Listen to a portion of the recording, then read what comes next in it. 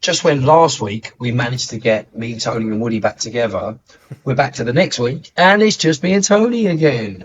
I think Woody's literally got about 4 weeks where he's not able to do a Tuesday, so it might be us for a while, mate. Is Woody a figment of both our imaginations? He's becoming like Ash now, to be honest. There's the name drop immediately. Yeah. Immediately. Well, it's out of the way now. It's Yeah. done. But it literally, they're becoming like each other. We're the only parts left, really. Scott was going to join us tonight. The third doesn't even answer any questions anymore. He doesn't even give up because we record on a Tuesday because I'm playing manly sports. Well, It's just me and you, mate. Dedication is real. yeah, well, Woody is a part of our imagination. You know how I feel about Scott from last week. I'm kidding, Scott. I love you. Don't take it to heart, mate. Here we go again. How's your week been, Tony? You been up to much? How's the barbecue? The barbecue was wet. Yeah, very wet. As was go-karting, also very wet. Much like the whole summer, really, isn't it? It's just a bit of a washout so far. But let's not talk about weather and rain and chances of all that bollocks again. It's been an all right week so far, mate. All right, not too shabby. Nothing bombastic going on. I haven't won the lottery. No major news, mate. I'm just ticking over doing that adult stuff, you know. And obviously, when we spoke about you going to the barbecue last week, it was obviously like you're going to have to go to a barbecue, go go-karting and have fun while I go record an interview. Yeah, so yeah, because the go-karting was outdoor and wet, wasn't the most fun I've had. The barbecue again, bit wet, so it wasn't the most fun I had. And the interview, how did that go? So what are we talking about this week? The interview didn't. I'm a little bit confused. I mean, some people have got busy lifestyles. I might have just sat on a Zoom call for an hour on my own, but that's fine. Life does keep life in. You know, we've all got things, we've all got stuff going on, and you know, it's podcast is fun, but I guess it's not everyone's priority. Scott,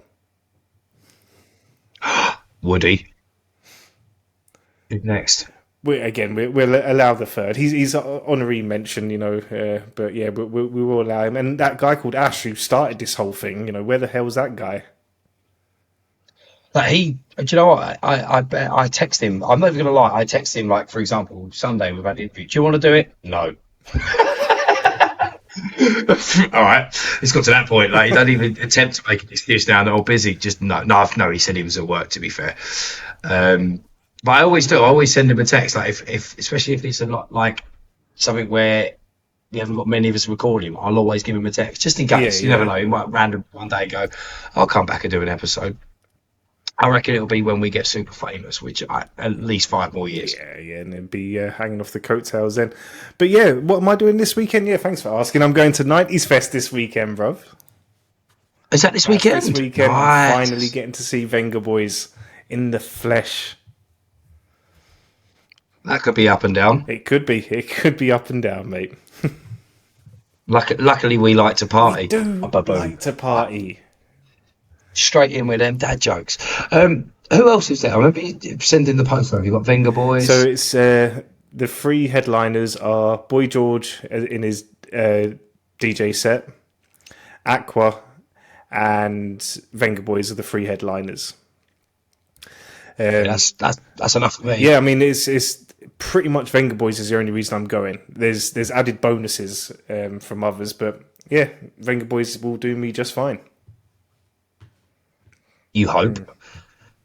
I hope so. The Venga Boys. They came to Basildon many years ago, and it was during my time of being obsessed with fruit machines in nightclubs. And I remember waiting for them to come on, and I was so drunk, I played the fruit machine, and then went to someone. Times the Venga Boys coming on, they were like, right, they were on half hour ago. Oh, wow.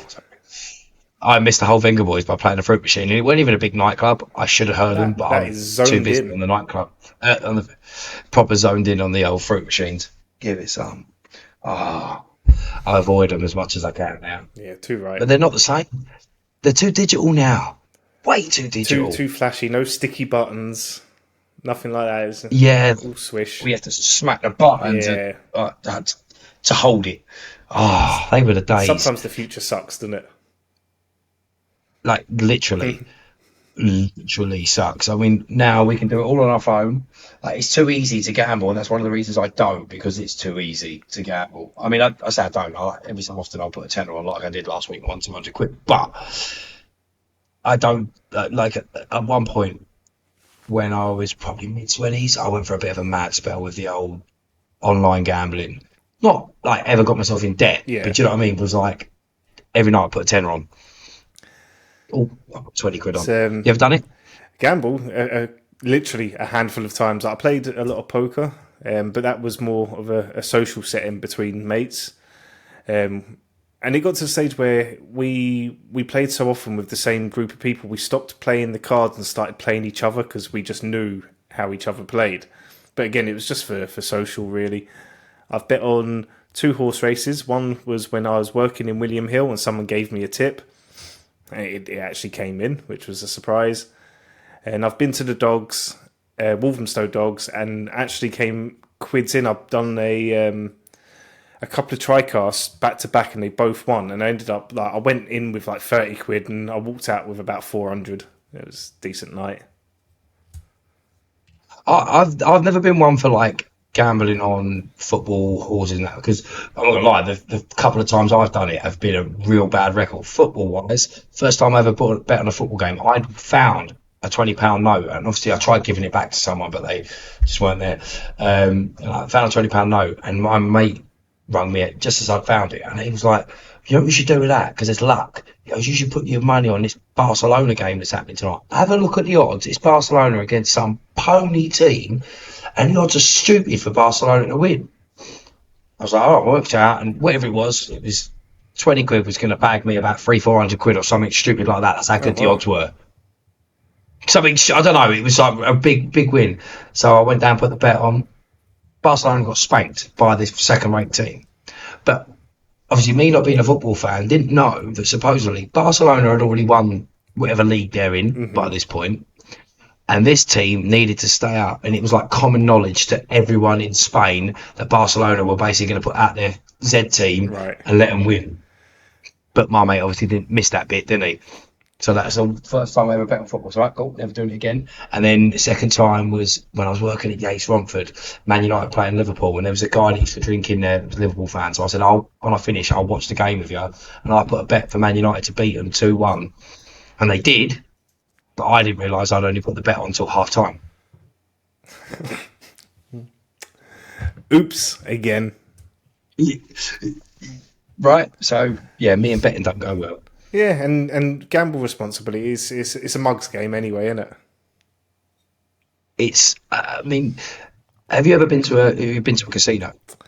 Yeah, I've been to a couple of casinos. Yeah.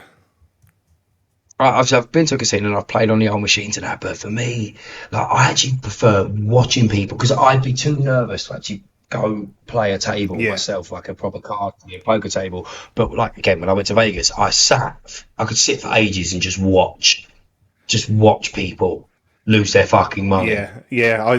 So there's I forget what it was. There was one on Tottenham Court Road, and one of my old bosses, like afterwards, like, he was going casino. I was like, "Fuck it, I'll come with you."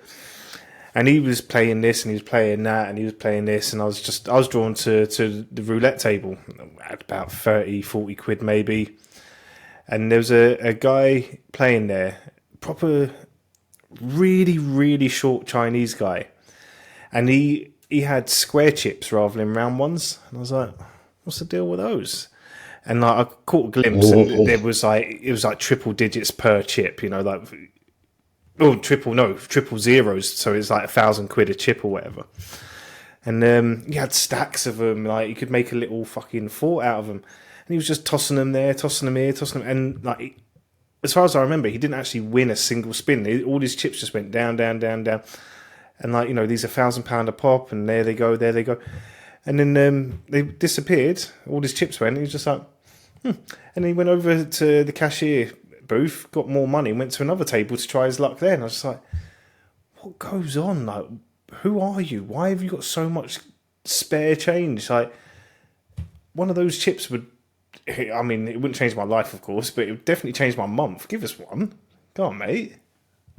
Madness. Like this, and people that like they're so clever at the game, and that's what worries me about sitting, like going and sitting at a table in a casino or something like that, is that you don't know that you're playing and how clever they are and skilled they are. I've played with my mates, and it's like you say, you work out your mates things, but then I suppose that's why it's good to play other people, isn't it? Because if you play any mates all the time, you're just going to know how they play. You're not going to learn Yeah, you don't learn how the to read game. other people.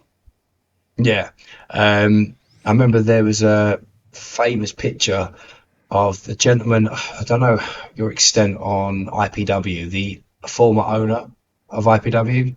Won't know off the top of my head. Right, I won't name any names, but there was a famous picture of him in a like a World Poker magazine where he was at a tournament in Vegas, and he's got literally like a cardboard box full of wine, and he's like lifted up, his top's up in the air, like quite a big lad, so quite a chunky belly. He's like belly's all out, and he's just tipping wine from this thing, and he's just like. That is the most British thing in a Vegas poker tournament. Someone just, I don't know why that came to mind, but um, okay, there's enough about gambling. Have you watched anything? Obviously, I know I said to you about Axel F. You said you haven't watched it, but have you watched anything else the last week or so, or is it I've got anything you're looking forward one to? episode left of Knuckles now. Watched a brilliant episode in the weekend where have you seen Friday Night Dinner? Yes. So Knuckles goes to a Friday night dinner, Okay. and there's I can't remember his bloody name now. Whipple, the sheriff of the town that they're in. So Knuckles, basically in this series, it's Knuckles and Whipple, like they're the bodies throughout this series. So Whipple takes Knuckles to his mum's house, who's Jewish, and Whipple's sister is there as well.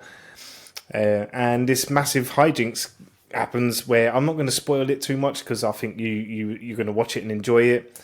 I will do, yeah. But yeah, mass destruction from the house from some, like, let's say, terrorist group. And yeah, Knuckles and this old Jewish lady like take it to these terrorists in a really excellent, violent but funny scene. And that's all I'm going to leave it. But yeah, that's my favourite episode of the series so far, is the Friday night dinner. Nice, nice. And how many days left? One. One more, and that's it. Yeah, Done, so yeah? it's like, I think it's a 6-part, maybe 7. There's not many episodes to it at all. But really, really cool. fucking enjoyed it. And even though there's a distinct lack of Sonic and Tails and Donut Lord, it's fine. It actually works. No Robotnik. Don't spoil it. Actually, don't spoil it. Don't spoil it. Don't spoil it. Don't spoil it, because I now you give me that look. I just want to know. Get to watching it. Get to watching it. Dude, I've got to. What have I been watching? I finished off Red Dwarf season 1 to 8 on BBC iPlayer. Okay. Because I don't know what it was. It was a TikTok. I started watching a few TikToks of Red Dwarf, and I was like, I haven't watched that in years, like from the beginning. And I love Red Dwarf, so I went through season 1 to 8 because they're on iPlayer. I just need to get through the rest of them because they were all on Dave, weren't they? BBC don't have the rights to them, so I want to watch the rest of them. I hear they might be doing one more series, which would be good. Yeah, I read that in the week or so. Can't say I'm massively fussed. I used to watch Red Dwarf back in the day when, like, my uncles or someone had it on, and like I'd enjoy it. And then I think it was lockdown. I was like, let me give this another spin, and I put on episode 1 of series 1. I was like, oh fuck, no, this is bad. Like, just everything about it, I just didn't click. I didn't like the cardboard sets. I didn't like I didn't like the story. I didn't. Yeah, just nothing clicked about it. And I was like, why did people find this funny? It either grabs you or it don't, and that's what I loved about it. It was like a stupid comedy. I loved Chris Barry, especially like him in British Empire. Yeah, I did enjoy that as a kid. Loved that. Yes, Miss Bruce. Yes, Miss Bruce. I used to love that show, and like That's another. That's a show. I wish. I don't know if that's on anything to rewatch. I'd love to rewatch all of them. Yeah, I think I watched again. It might have been around lockdown time, a couple of episodes, and that held up a whole load better than Red Dwarf. That's for sure. But again, I was much fonder of British Empire than I was Red Dwarf anyway. But then, obviously, with at least with British Empire, that like the sets were practical. They were actually at a school Yeah, centre. yeah. I don't know if there was actually kids in the cupboard. That was it. Oh, what was her name I can't on remember. the I can't desk? remember her name, but It's gonna bug me. some was Ben, I think. Ben was one of them, wasn't it?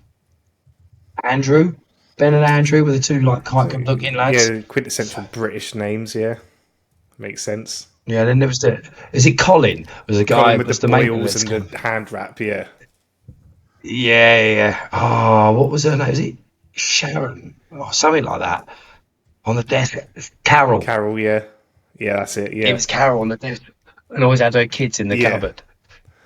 yeah. That was a great show. It was great. I think it was a bit like a had a. I know they're completely different shows, but it had like sort of a mash between Mr. Bean and like 2.4 Children. Something stereotypically BBC at the time, but with that slapstick of Mr. Bean involved as well. Yeah, that proper that 90s British comedy, Yeah. wasn't it? Like that proper.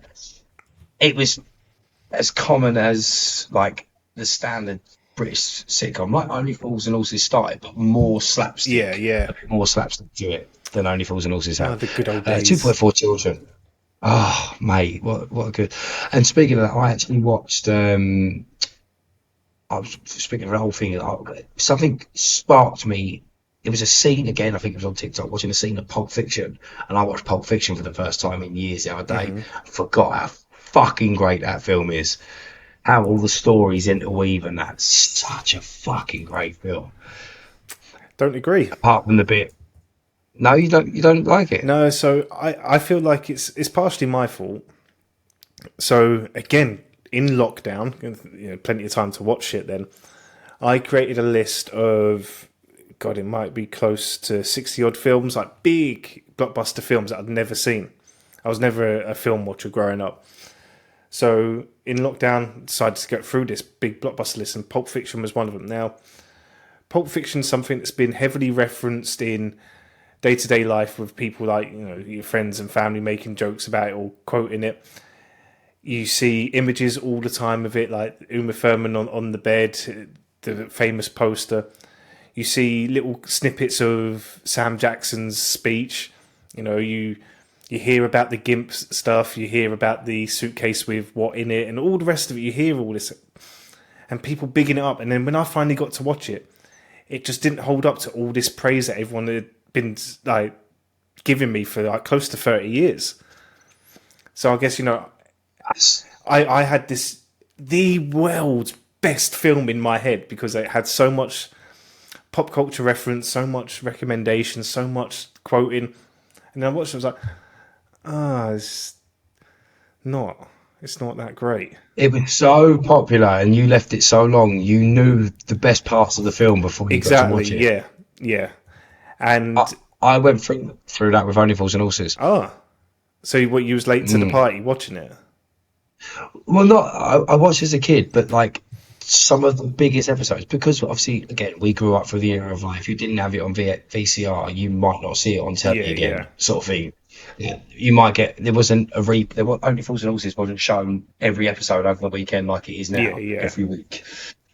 Um, some of the bigger episodes, the scenes like the Batman and Robin scene and the Chandelier.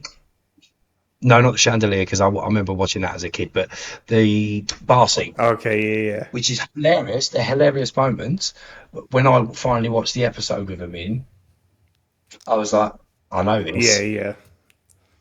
That's why my favourite episode of all time, if you know Animals and Horses, is Stage Fright, the one where Raquel has to sing with Tony Angelino, the guy that can't pronounce his arse. Yeah. Yeah. Yeah.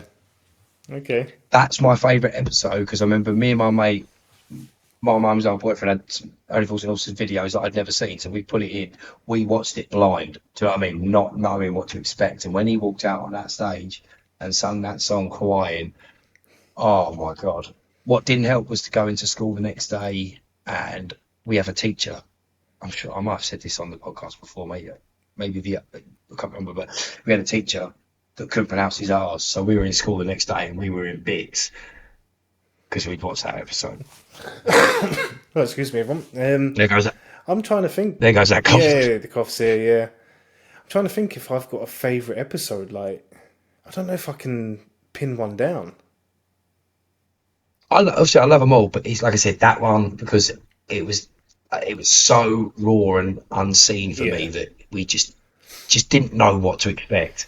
What about other big shows then? So, like, I don't know. Maybe let's talk about possibly the biggest show ever, Friends. Have you got a favourite episode of that? Can you say definitively there is one episode head and shoulders above the rest on a show like Friends? If I was gonna say it, it's the one that I would say had the biggest impact on me was the one where Joey first ever says, "How you doing?" I can't remember which one it is, but because I'm not going to name drop him, but that other guy, me and him watched that together. Me and Ashley watched that together, and the next day, me and him went to Basildon town, and we were going around Basildon town, like 13, 14 years old, going up to him, and go, "How you doing? How you doing? Yeah. How you doing?" You absolute fucking like hood rat. Yeah, absolute hood rat. Like, and out of the 100 girls we probably said it to, one went, "You're friends." Like, yeah. One out of 100 is not too bad, but that would probably be my favorite episode because because I've always said how you doing, but then I could name a million scenes from that show that are my favorites. What about you? I don't know if it's going to be for real my favorite, but I had two Friends VHS tapes. One was the London special, so there was like 2-3 episodes of them doing their London thing, which was great. Obviously, the final payoff with Chandler and Monica was and of course I take Lee Rachel, epic. But the other VHS tape, I think it would have been from season 1. Like, it was definitely very early on, and Ross took Rachel to the laundrette as a date, and with the East German laundry detergent. Uberweiss. Uberweiss, yes, there you go. So I had that on VHS, so it just got played a lot. And fuck it, I'm going to share this. So there was a scene in there where he I think it was just after he smashed his head off one of the doors, and Rachel goes to pick him up and stuff, and she's wearing this little denim top thing, and as she leans over it, just like full side bra, and like, you know, being a kid, it's like, oh, Rachel's bra. Whoa. I'm not going to say it got added to my physical list. You know the list, and if you don't, have a look in it a couple of episodes back.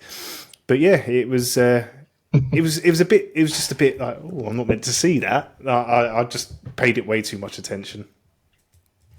And then as the seasons progressed and you saw nipples in every episode, it was like, she's doing Very it on much purpose. Oh, Rachel's nipples. Let's just think about them for a second. You know what? There's going to be a picture put up on the podcast, right? Raless Rachel. Yeah. Oh, mate. One of my favourite ever scenes is Joey. All my favourite episodes. But it's the one storyline is where Ross finds out about Joey proposing to Rachel, and the next episode, Joey's like, just talk to me, hit me, hit me. Oh, and he hits him, he moves the knee, and he punches the wall, and then it's the air brackets. That's one of the fucking best scenes ever. Oops. Oh yeah, love that. When you do this, I don't know what that means. I'm sorry. Yeah, not doing it right, Joe. With that in mind, it goes straight into the next segment, doesn't it? We're talking about shows we loved, but you have come up with some great, what we call these random discussion points of stuff that are a guilty pleasure that you've done, these stuff that you may not want to admit you like. Exactly that. Yeah. So, have you got any? Because I was thinking about this. I'm like, I've kind of always been like one to like happily admit what I like. Yeah. So now grown up to be like that. But there was a large period of my life where I would have been too shy, too embarrassed, too ashamed to admit certain stuff. And we've actually talked about a little bit of this already. Venga Boys is one of my favourite music groups ever. I'm now old enough and ugly enough to say that. I honestly feel that song for song, they're one of the greatest groups ever. Like the amount of bangers they've had in their short couple of albums, banger after banger after banger. They were great. I mean, I'll happily admit now that I had an obsession with Peter Andre. I I can join you on that. I'd never thought about it much, but yeah, I wanted curtains like his, and I wanted a six pack like his for sure. Yeah, now look at us. No. Yeah. Um, yeah, Peter Andre, I had all these singles. I used to have like both, like because for some reason he always brought out two You're versions of the saying single, you're and I saying had all his both. singles. Like I could name two, maybe three. I don't know if the last two are the same song. I'm just getting them mixed up. So obviously, Mysterious Girl, Mhm. Flavor, Yeah, and then there was one. What's it called? Swing. Like if you wanna swing, let me do my thing. doing my thing. Yeah, Was that Flavor? natural. There might be There flavour, you go. but there was natural as well. There was one called Natural. I remember that one. And And then don't forget the banger from Celebrity. I'm a Celebrity. Insania. oh, of It's course, insane. yeah, yeah. And He wrote that on the show. his lovely duet with Katie for a whole new world. Oh no, world! I actually, well, I've said it like I've openly admitted this many times, but my biggest concert as a child was Chelmsford Spectacular, headlined by Peter Andre, and a very up and coming All Saints were there as well. Oh, okay. They were the new kids on the block, and another group. Do you remember that Rock Me Good that I told you, that Yeah, Universal yeah, Rock Me yeah. Good to put in your playlist? They were there. That's how I found this. That's how I fell in love with the song, because I heard it there first time. That's creeping up Me on and my my most played songs now. That is. sha la la la la Yeah. la la la. You need to listen to the acoustic version as well. Oh, unplugged. Yeah, Unplugged, man. yeah, yeah. It's a great little version. They never went anywhere. Never went anywhere. I was into like that's a guilty pleasure right there. Universal Rock Me Good, because no one knows But about do you it. know what? I don't know if it can be guilty then, because surely people have got to know about it and be like, the most of us say that's a pile of shit. For you to then go against it, going, no, no, no, no, I like this. Whereas if no one's heard of it, it's kind of like you're sort of underground. You're being punk about it. People don't know about what you like. All right, fair enough. It's not a guilty pleasure then. Yeah, I see. This is what I mean. Like, I can't think of like a proper guilty pleasure, because I'll happily admit to anything that I love on a daily basis. yeah. Now, but was there? I mean, me and you have got very similar paths in. We grew up loving and watching wrestling, and it's gone into adulthood. We grew up loving and watching Power Rangers. That's gone into adulthood. But there's that bit in the middle where, if I'm talking for myself at the minute, there I couldn't admit that to everyone. That Yeah, but that's yeah, and that's exactly it. At the age of 10, my friends were telling me, you got to stop watching Power Rangers, right? You got to get into football. And I did. I actually, I sold all of my Power Rangers stuff. I've said this before, I've sold yeah, it all. And I tried getting into football. And for a bit, I was into football. I mean, I was, when David Beckham was playing for England in 1998 and all that, and I was into football, but secretly I was still into my other stuff. I yeah, was watching Red Dwarf late at night, Quantum Leap. I was watching Star Trek. ah, There was other things that I was getting into that were, that I was secret about. They were my guilty pleasures, but yeah, now they're they're my pleasures. They're the ones that I'll tell everybody about. I love Star Trek. I mean, come on. I'm a nerd and I love every fucking second of being it. There's a reason why I do this yeah. podcast. No, we are embracing it now. That's for sure. But even so, I think maybe guilty pleasures are actually becoming harder to have because there is such a big embracing of geek culture and nerd culture now. People aren't And happy. Are happy to let people know that they're into Lego, they're into knitting, they're into pottery, they're into this show, that show, this group, that group. Maybe guilty pleasures is a thing of the past. well, that's it because, as you said, like you go on social media now. If your mates, your direct mates aren't into something, there'll be a Facebook group of people that are, and you Yeah, can go and nerd over with them, and you can go talk about stuff, and that's what's fantastic. I'm part of so many groups, and I find them all the time, and I can't keep up with it. yeah, Like I'll find some Batman groups that I've never looked at before, and there'll be some cool stuff in there. I love looking at people's collections of stuff as well. yeah, yeah. What I could have, what I want. I mean, I really want a proton pack for that wall, a full size proton pack. Well, I've But just over the last week or two, I've started to find myself joining and following a lot of toy groups on Facebook, and there's looking for that Megazord. bastard. No, I'm being serious. No, so yeah, I would, if it comes around, What was that laugh? What was that laugh? You went, no. it's me trying to hold in a cough this entire podcast and also trying to have a laugh. Um, What about if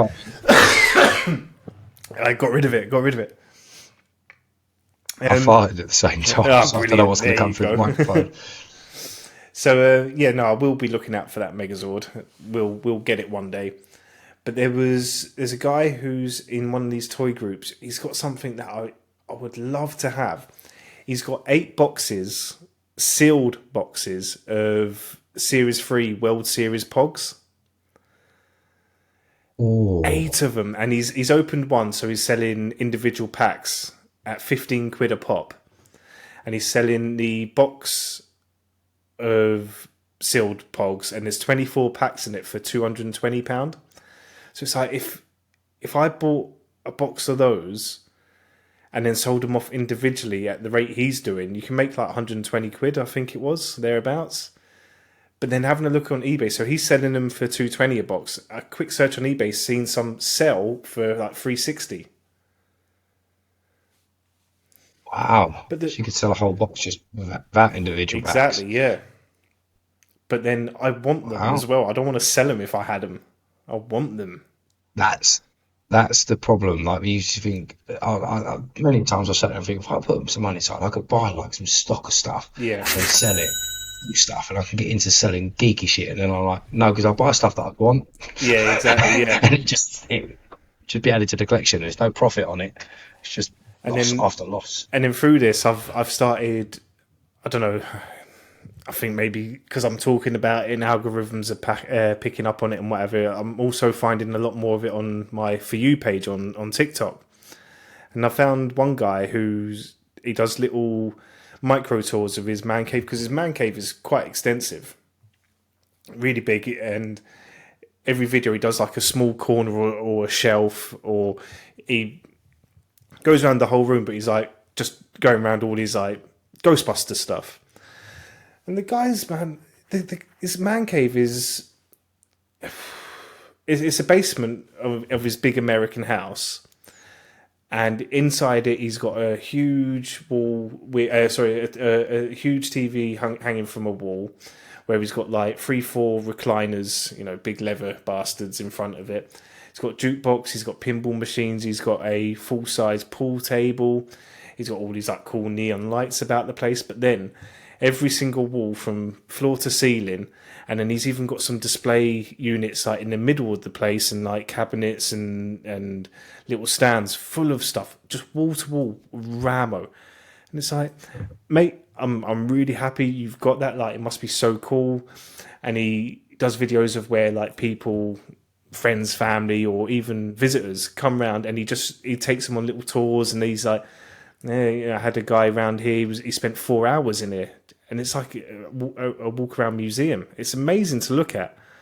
It's like, what do you do? What do you do? Like, is it major credit card debt? Is it like playing the game and doing trade offs, and eventually just collecting everything that you want. Or maybe the more reasonable answer is he's just got a really fucking good job and doesn't have any kids, and fucking there you go, he's got some disposable income. Well, mate, obviously most of my collection was bought when I didn't have a family, and there's been bits bought since, but yeah, that doesn't help. Yeah. So, like, I think what we need to do, right? Come do something. Leave your missus, I'll leave mine. We'll move in together. We'll start our own toy dungeon, and just a normal, like Joseph Fritzl style dungeon. What do you reckon? God, I love my kids, Blink but twice, yes. I love my kids. I love them. I love my missus. Ah, But fuck, would I love a Megazord? got some already left. We joined forces. You can play with mine once. Yes. Just once, though, because if you break it, I'll be fucking. Fuck. I've got this will upset you even more. I've got my what's it called, Legacy Megazord, the 25 anniversary Yeah. Megazord. It's missing a pterodactyl Oi. because of lovely, adorable stepson. It's now 6. He lost it. It's so fun Well- just looking at it having no pterodactyl. But all these groups are on Facebook. It's definitely worth joining because people sell off and trade spare parts for stuff all the time. So like they're selling like little tiny fucking pistols for some like Bucky O'Hare or something like that. But some of those. So like there was a I can't remember what it was. It was come to me. Pirates of Darkwater. Do you remember that show? Yeah. So someone had a sword for one of the characters for that. The sword alone, go on. So like little plastic, tiny sword, all one color because it was just like just cast in plastic. One sword. How much do you reckon? I'm gonna take a random like higher than it should be. Yeah, It's yeah. £15. 215. Sorry. 215 is what the prices were getting banded around at. No, that pirate ain't getting no fucking sword. He's like, listen, you can fuck your hands, mate. Fucking £215 for a plastic sword. No fucking way. But to be fair, The only thing is, pterodactyl. Go on. I was going to say, Pirates of Darkwater it's a lesser known show. The toy range wasn't huge and it wasn't around for a long time and didn't have that lasting power. Power Rangers is still very common ground, and there's been remakes and there's been redos and there's been different formats of it. So I'm sure a pterodactyl shouldn't be 215 quid. The thing is, I'm pretty certain, unless it's been randomly put in a rubbish bag, it's still in my room. My room is quite compact with like loads of shit. Like there's spaces it could be anywhere. Yeah. There's loads of places it could be. I'm sure it's there.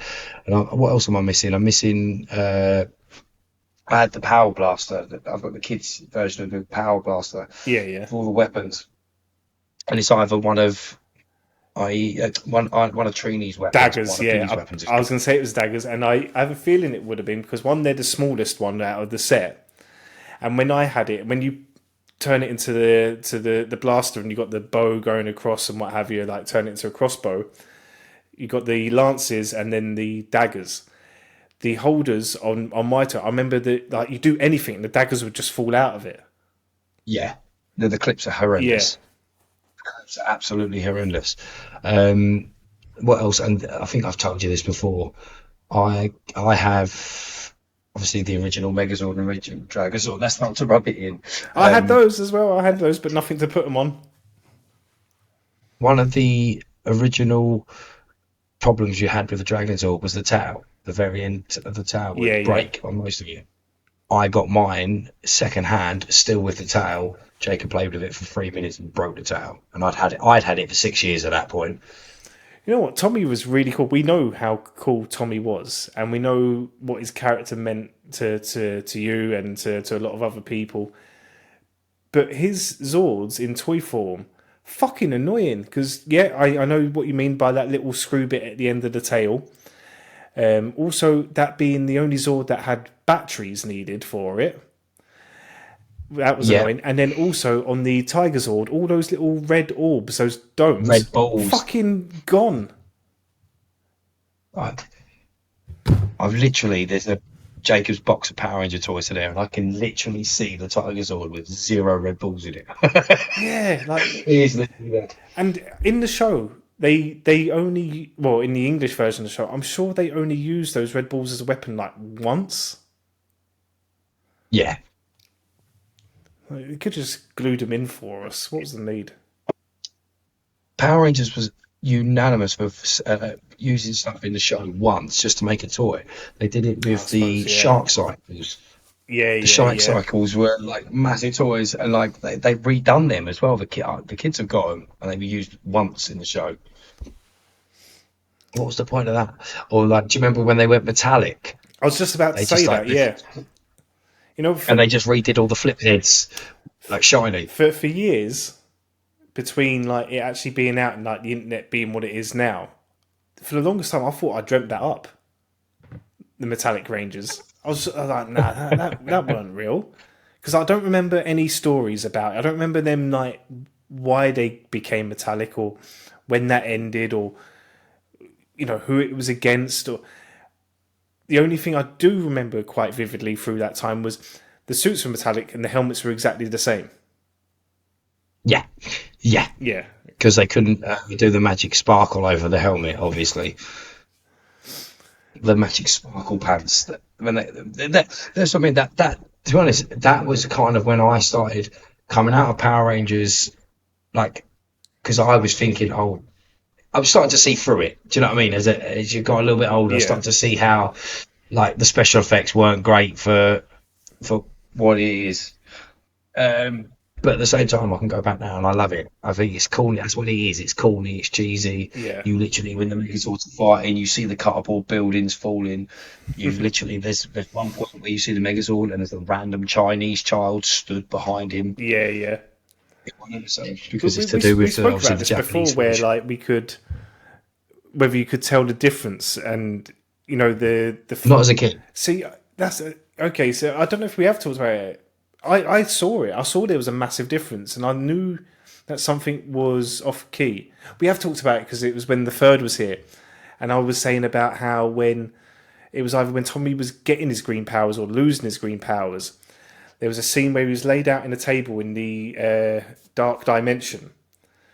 So it was JDF laid on the table, and then a spell got cast, and he sat up, and then suddenly his long hair was gone. He had spiky hair, and the Green Ranger suit kind of appeared on him. But then you could see his face structure was all different. I was like, why have they got someone else to do that? Like, and I didn't know the reason why, but I just knew there was Power Rangers was in two different worlds, and I couldn't understand or never knew why until again we became adults and found out Santa I weren't was real and Power oblivious to Rangers it. was Japanese.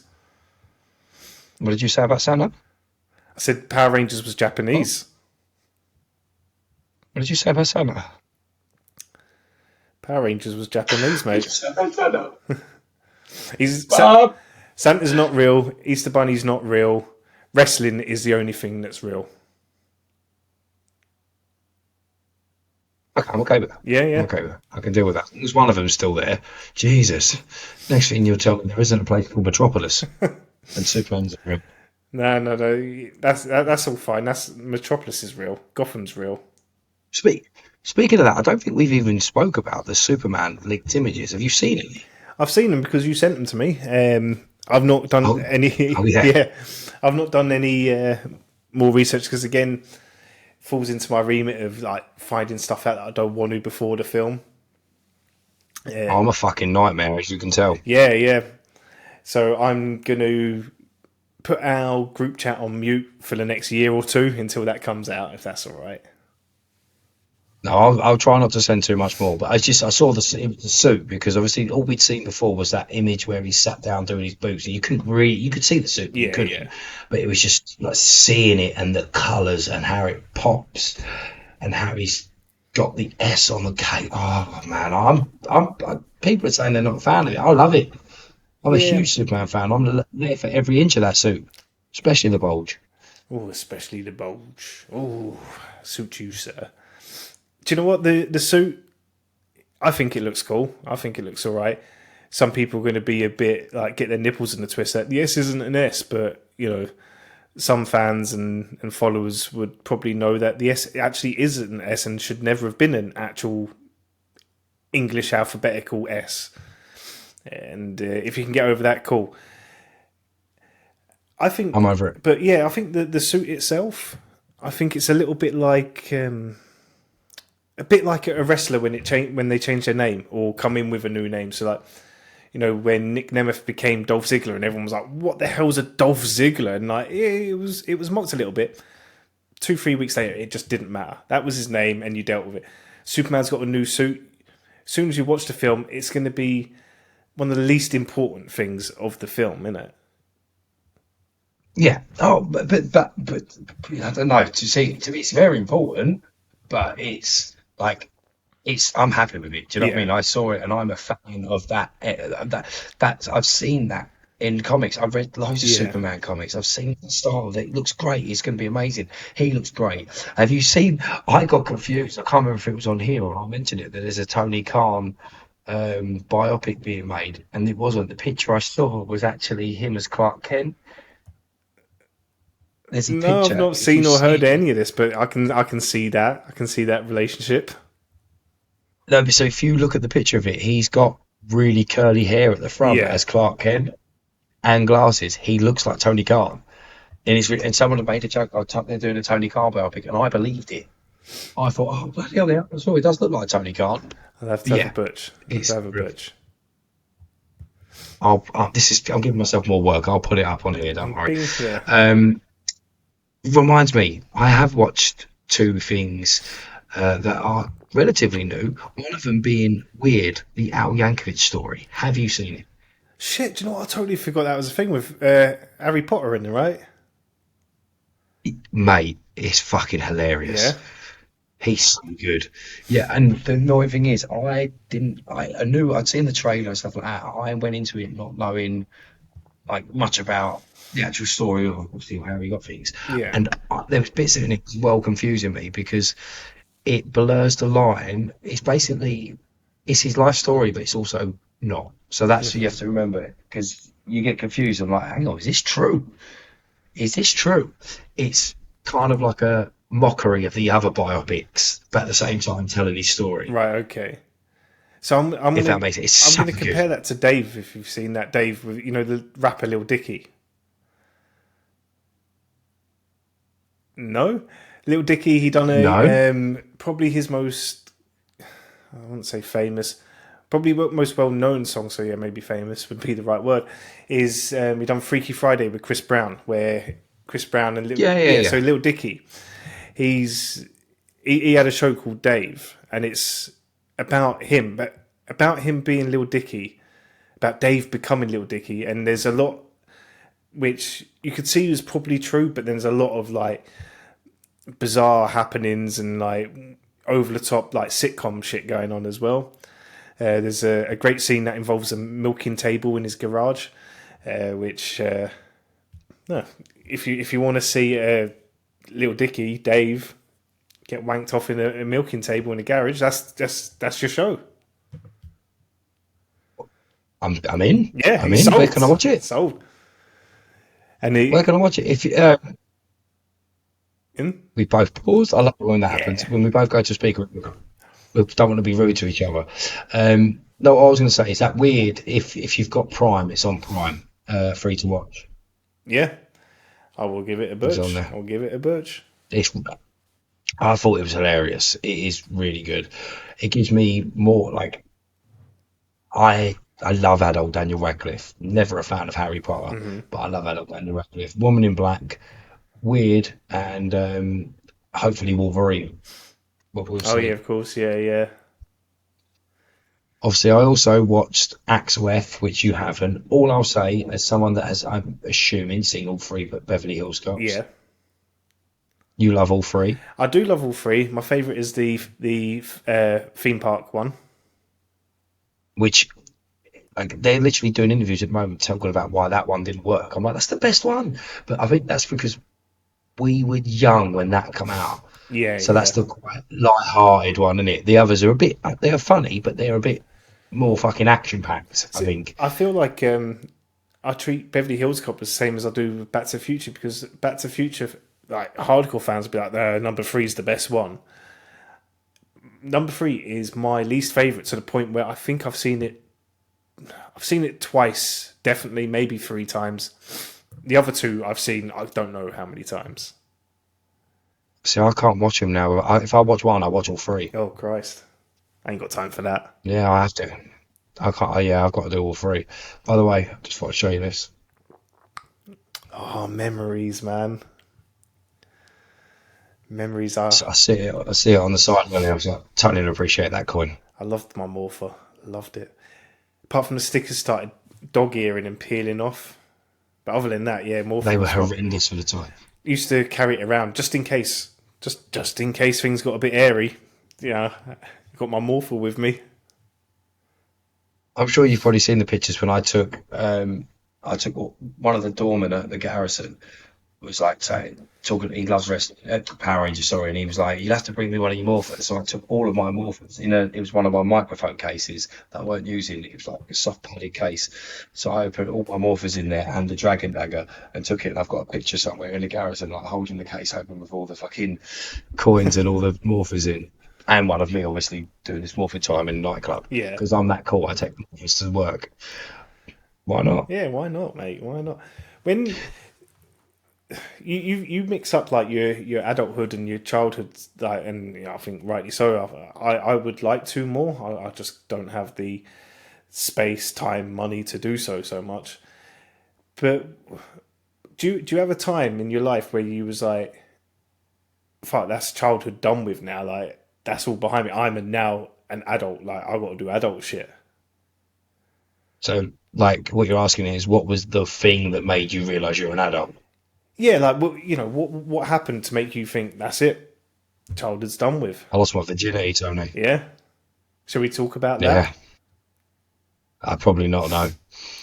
Well, I can tell you, like, my coming of age, my realization I was an adult was a bit later than losing my virginity. But now we're on the subject, I will say the girl I lost my virginity to was pretty much like a, let's get this the right way around, was like a Chewbacca in a human costume. A few moments later. The master computing. Fucking hairy, bruv. She was hairy everywhere. Oh, right. See, you said that you like the hair was like Chewbacca in a human costume. Like Yeah, because that if she was a confused me human in because a I'm Chewbacca thinking costume, she would just be Chewbacca. And I'm giving her a little more credit.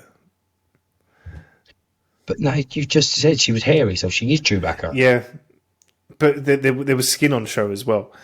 But yeah, it was fucking terrifying. What a horrible day that was. Fucking A horrible. really bad experience, was it? Really bad, man. Really, really bad. Like, it frightened me. I didn't know what I was doing. And obviously I had to make out I knew what I was doing because I had sex loads of times, you know. I'm well experienced. Yeah, man, just everything about it was horrible. And then once everything was done and done, I didn't know how to get her out of my house. So I was just like, maybe I'll just be rude about this. And like, yeah, you've got to go. She's like, oh, but like, can you not stay around? Like, you've got free house and stuff. I'm like, no, you need to go. And then she started creating and stuff. So I was like, I don't even like you anymore. Like, I don't feel like this is going to work. So you've just used me. I'm like, yeah, that's what happened. But Wow. and then I think this is a sign for the age.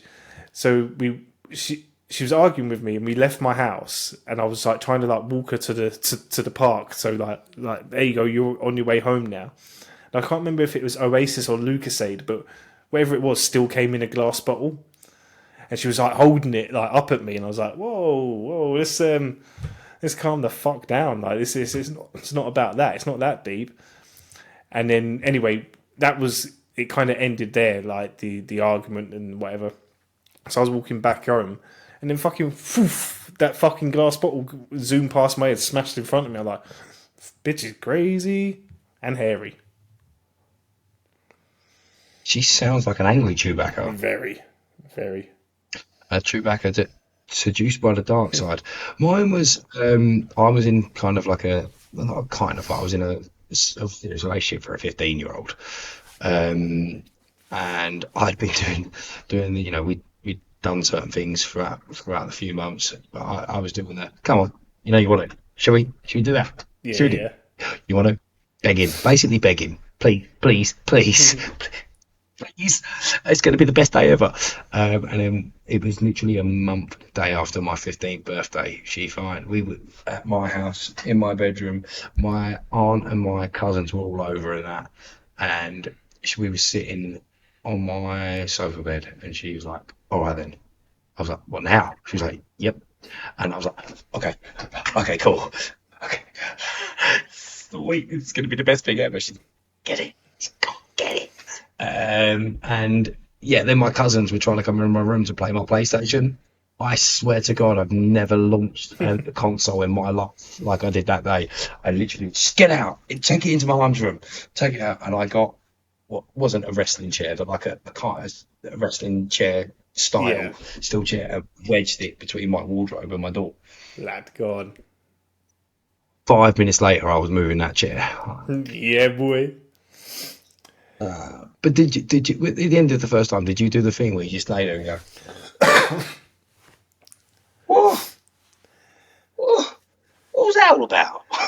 There was a lot of different emotions for me. I'll be real. I was very confused. I was like, I thought it was going to be more than that. I thought I was going to be better than that. I thought, I've seen the videos. I thought there was going to be more to this. You thought you were going to be a stallion. Yeah. And turns out I was just clumsy and shaking a lot, and heart beating out fucking chest. It was a horrible. The whole thing was a horrible experience. So much so that I didn't even try again for a good year or so. Oh, I was on it the next day. Mate, no, I was done. I was like, do you know what? If I hang up my boots with that, I won't be happy. But I had an understanding that might be it. Like, if it's that scary every time, why would I do that again? Actually, I was like the next day. I was like, listen, I can do better. Yeah. I know. As like you, it was my first time. Let's see what I can do next time. I'd like to think I've mastered it now. What about you? I've gone from the shaking, blithering mess to being, man, I am fucking mediocre now. Mediocre. Oh, yeah. What's up? Yeah, boy. Yeah. I know a total of 3 positions, and one of them is just like the other, but with the legs up. Yeah. So, yeah. I mean, I'll be honest, I was all joking about the thing that made me feel an adult. I think the first time I went to a club as a legal adult, like I'd been clubbing when I was underage, but I remember the first time when I went as a legal adult on my 18th birthday. It was the clubs in Basildon, the big clubs. And I remember, like, I didn't get ID'd at the door, but I knew I could. And I was in there like... So you're... Right now. So this wasn't my realising I was an adult, but you mentioning ID and buying your first drink. So... Sorry, guys. Excuse me. So my first legal drink, I attempted to buy from a co-op, and it was my mum was on shift, so I was like, "Fuck it, I'm going to buy my first legal beer off my mum, and she's going to serve me my first legal beer." I feel like that was a nice gesture for her and for me. So went in, can of Stella. Turns out I don't even like Stella. I never have. Put can of Stella on, and she scanned it, and she was like, "You got any ID?" And I was like, "Yeah." She's like, "No, I need to see your ID." I was like, "No, like, I'm your son. Today is but I'm 18 today." She's like, "Yeah, but if there was a mystery shopper in, or like manager was looking at the camera, and see me serving someone your age without checking ID, I'd be in trouble. I'm like, yeah, no, jokes, yeah. Here's my whatever it costs, like £1.80. There it is for my first beer. Oh, unless you've bought your provisional with you or your passport, there's nothing I'm going to do for you. And that right there is why your mum is not number one on your superhero list. Oh, that's Samantha. Now we've discovered it. Yeah, my realizing I was an adult was when I was 17. I booked a one-way ticket to Canada, and so like I'd I'd done something a bit naughty. So I told all my family, like, because we got a few family members out in Canada, and we lots of people lost contact, but I told my family over here that I'd made contact with them on this thing called the internet, which none of my family had. No one had a computer. No one, like, smartphones weren't a thing. So no, me and Uncle Peter, we chat by email a lot.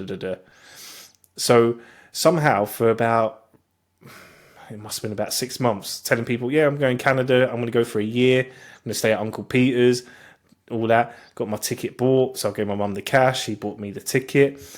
And then I was like, no, Uncle Peter's cool with it and all the rest of it. So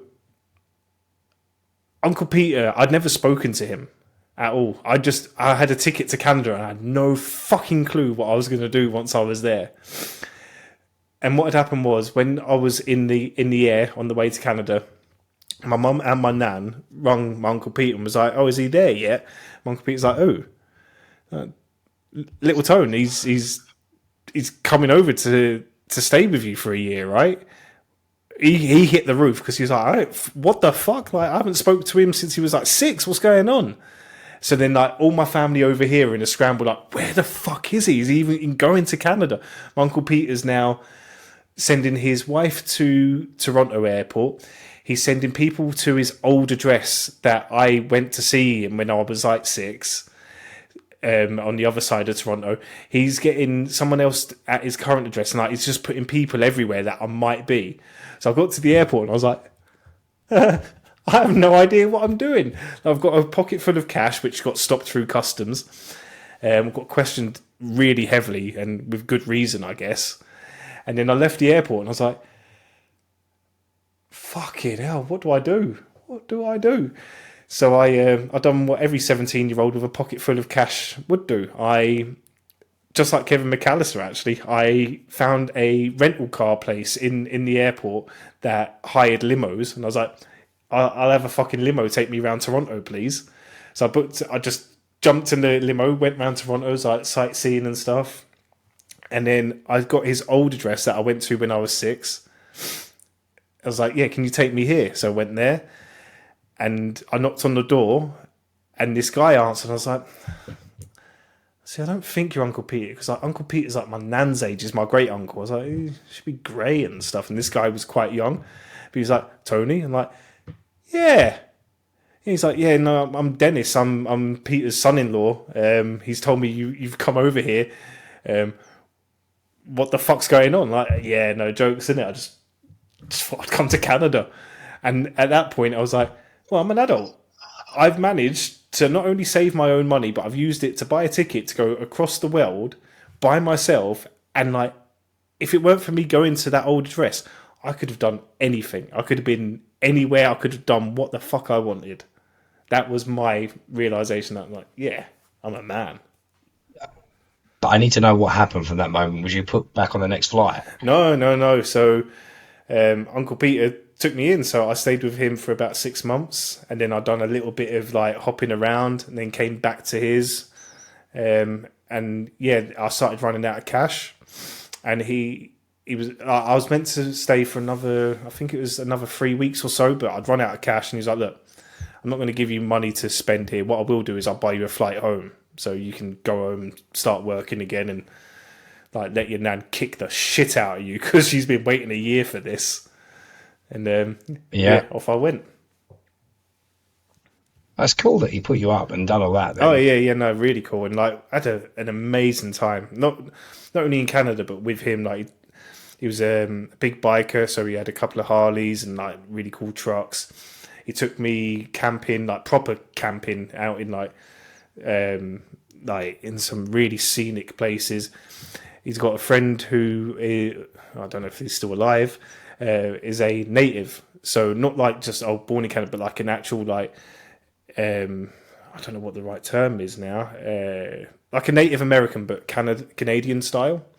So It's horrible to say, but what we know as an Indian, like cowboys and exactly, Indians, yeah, right? yeah.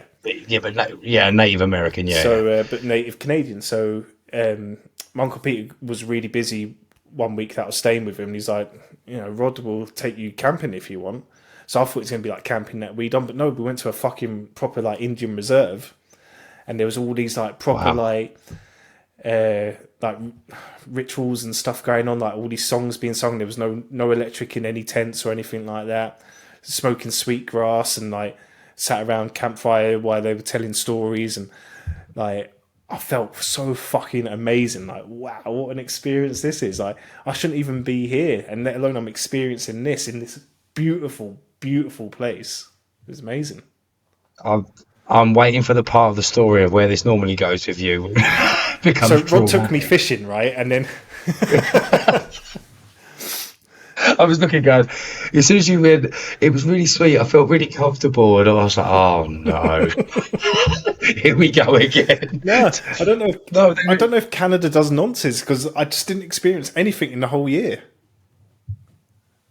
there you go. That's why you become an adult. I don't get touched by adults anymore.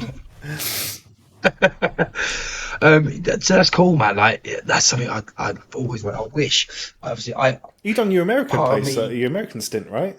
Yeah, I did. Yeah, I did my American stint, and I wish, but I always look back and oh, I thought my phone was someone was ringing, and it's my battery telling me it's 10%. I always think I did repping. I did repping for 20s or Thompson first choice doing the European party places, but I know deep down I always wanted to do like Camp America. Oh, see, that's what I thought you But I had did done. no, no, no. So all I've done, I did 2 weeks. 2 weeks, and it was LA for 4 days, Vegas for 4 days. But for like it was like 10 days between Vegas and LA, and then 5 days in Toronto. Okay. That's it. That's the only time I've ever been stateside. As I've said before, I chose LA because I said to my friend, I want to go as far because if I never get to go Yeah, again, yeah, I've done my side. That's how I looked at it. And then Toronto came about. Obviously, Vegas. I think I told the story. Vegas come about because of the yeah, megabus.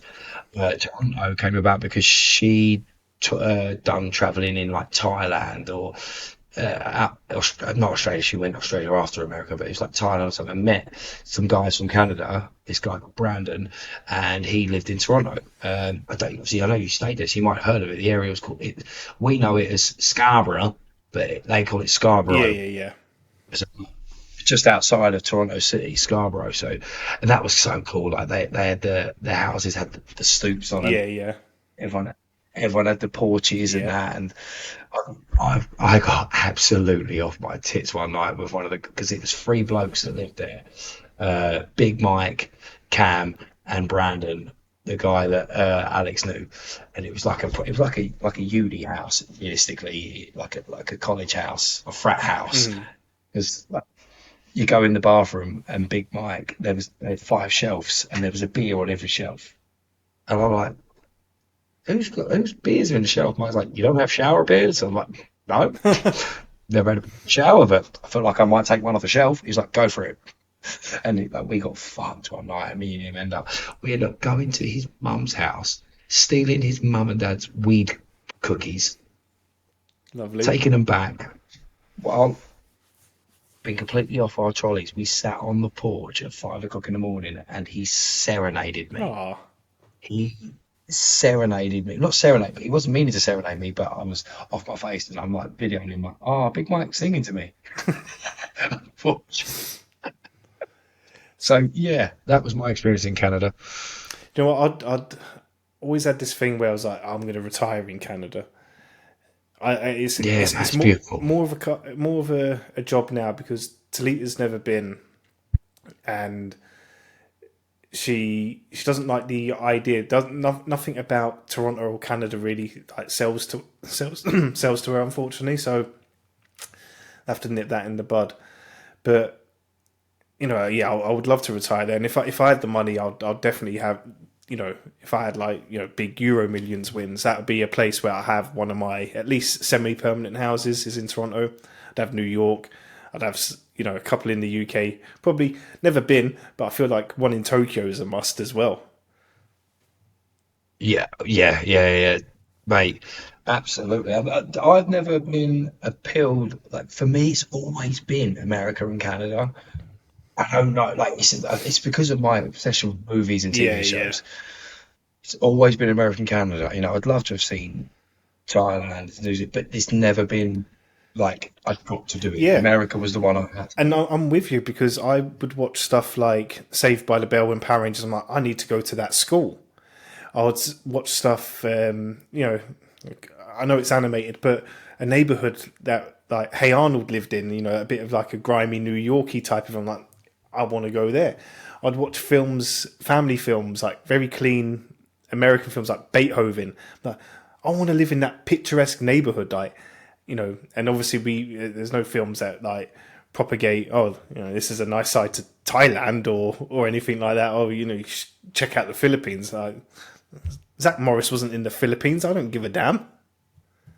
Yeah, and obviously it's like, yeah, look at these people. Like everyone has like they have a swimming pool, Yeah, they all have a basement, they all have 5 bedrooms, and their dad works at Walmart. yeah. And they get to like they get cool things in their bedroom as well, like a huge bedroom, and they've got a car in it for some reason. Oh, and they've all got computers. Oh, and just an extensive wardrobe that never gets old. Yeah, yeah, no, of course that's all because it's in America. Nothing to do with it being a fictional sitcom. No, it's because it's America. Exactly that. When you was in Toronto, did you go to the?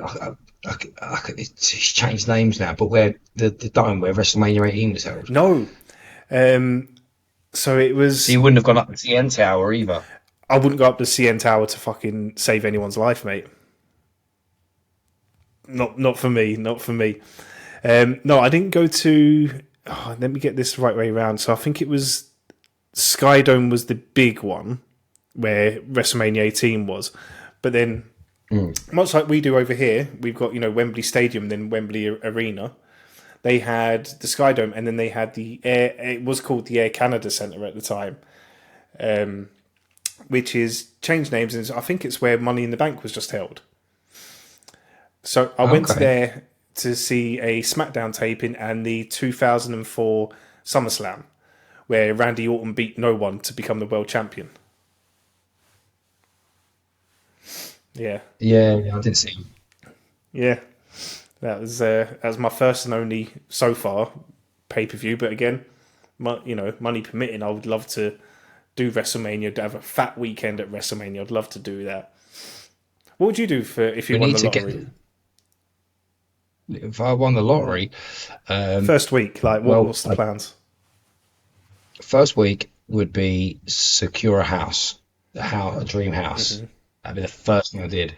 Then it'd be my dream cars, and one would be an '89 Batmobile, and another one would be an Ecto one, So hold on, and then it would probably be a are Ferrari. these cars that you're going to be driving to like Marks and Spencers and Waitrose because we're not doing Audi anymore? Is that your day car? Like, Literally, yeah, fucking love it, mate. I will drive anywhere. I'll be driving to every DJ gig because I'll still be doing my Saturday night. Yeah.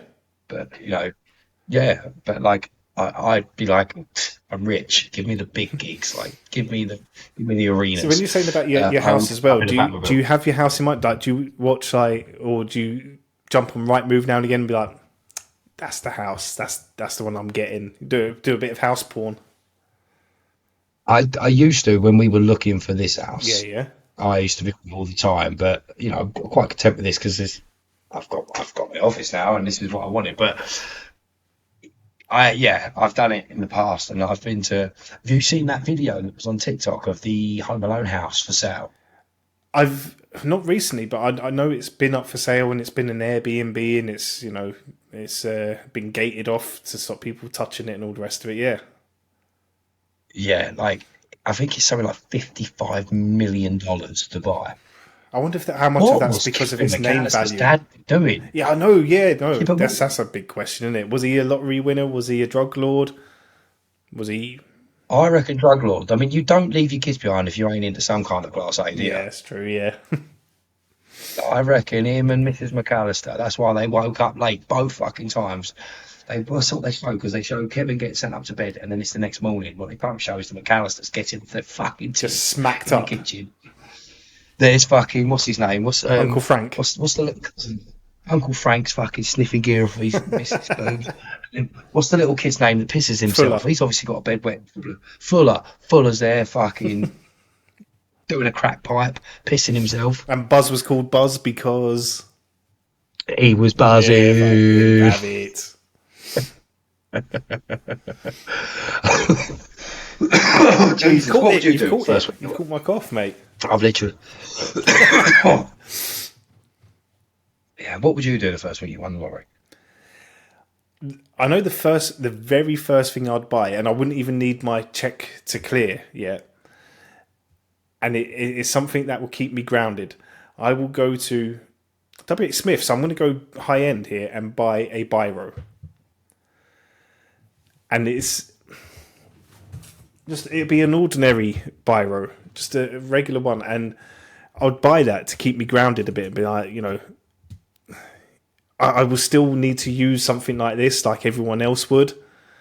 It's low value, but it means a lot because this is the first thing I'd ever bought as a multi-millionaire.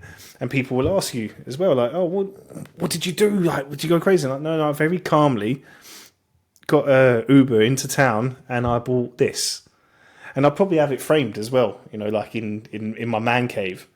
And that would be the very first thing I buy. But then, yeah, I've got the house saved on Rightmove. It's been there for quite some time, which probably means there's something wrong with it. But I've got the money to sort it out if I buy it. I would fast track if Haunted. Sorry, Haunted, probably. not thought about that. Well, what can you do about that? Burn some sage. I don't know. I'll work it out. I've got to have that house. And then, yeah, I'll do a bit of a world tour. I'd love to have some nice stays in Jamaica, in New York, in LA, Toronto again. And again, like Tokyo, I just need to experience. And then, yeah, start some business ventures, I guess. Yeah, straight up. That's what I've always said. Was like I go into the businesses. I've always wanted. I'd buy myself either a comic book store or do a bar. Like me and Laferne spoke about it before. We had this like detailed conversation about creating a Power Rangers themed bar where like the bar is the command center console. Yeah. Like you've got Zordon, you got Zordon up in a tube there as well. The like booths are made to look like the cockpits of different Zords. Love it. Like a big table at the back, which is the Megazord. And you know what would be good? If you won like the Euro Millions, when it gets daft and it's like 180 million, you could do something like that. As long as it's not like actually like burning holes. If it's like no profit or very low profit, cool, you're just doing it for the fun then, aren't you? Yeah. And I mean, I still want to make the profit because I'm okay with making a bit of money because he who dares wins. But I would do it, you know what I mean? Because I'd have to, like, have you ever seen the Scum and Villainy Cantina in Los Angeles? No. I found it via Kevin Smith again, as always. That's where they do the live version of Fat Man Beyond. Okay, It's at yeah. the Scum and Villainy Cantina. JC, the owner, he is a massive Star Wars fan, and he's made the cantina, and it's themed literally like the Scum and Villainy Cantina from Star Wars: A New Hope. They do blue milk, they do all the drinks and stuff like that, and then they do other things as well. So I'd love a bar like that, completely themed. Pretty much, it'd be Power Rangers. If I could do 2 levels, it'd be Power Rangers and Justice League, and there'd be like a Batcave corner, Yeah. a Forces of Solitude. Do you know what I mean? The Daily Planet booth, all kinds of cool shit. That'd be my See, and I would. you know, if we split the winnings, or you know, I could join your little venture. I'd love a little store. I say little, quite extensive store that had, you know, all kinds of trinkets and toys that people can buy, but also trade as well. You know, I don't want to price people out. And I think I'd have the store full of toys and games and all the rest of it.